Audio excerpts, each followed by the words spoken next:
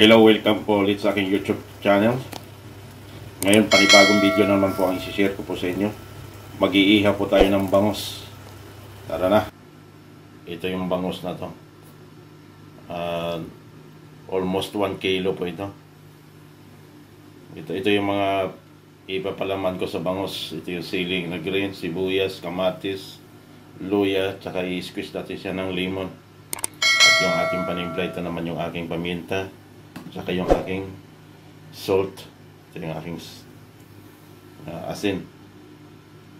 So, hihiwain ko siya ng malilit na cubes ito para ipapalaman dito sa ating bangus.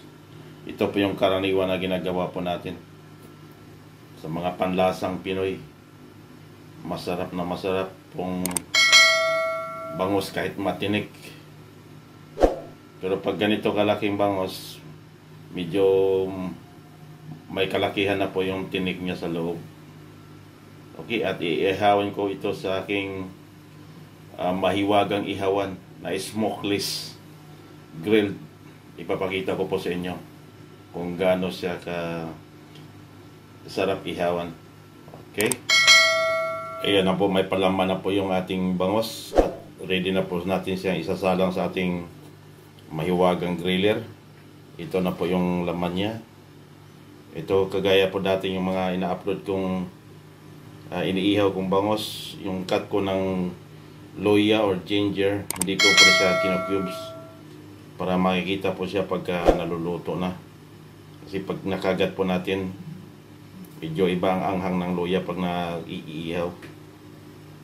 Okay, sasalang na po natin sa ating mahiwagang griller, yung ating smokeless griller. Okay, ayan na po, nakasalang na po yung ating bangus sa aking mahiwagang griller. Kaya po ito sinasabi kong hindi siya mausok or smokeless griller siya, dahil nilalagyan ko po siya ng tubig.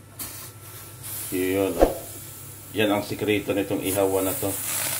Kahit anong i-barbecue ko dito, hindi po talaga siya mausok dahil may tubig pong ilalim ng ating griller. Ayan, ganyan lang po ang usok niya.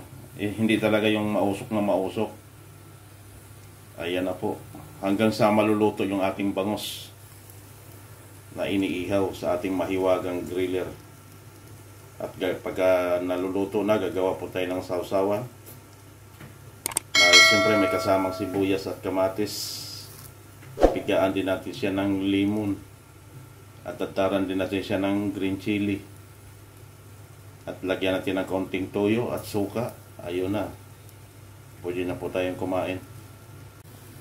At luto na po yung ating inihaw na bangus. At sana po nag-i-enjoy po kayo dito sa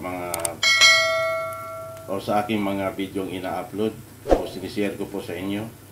At kung bago pa lang din po kayo dito sa channel ko, paki-like, share, and subscribe lang po. Maraming salamat po sa inyong lahat. And God bless you all.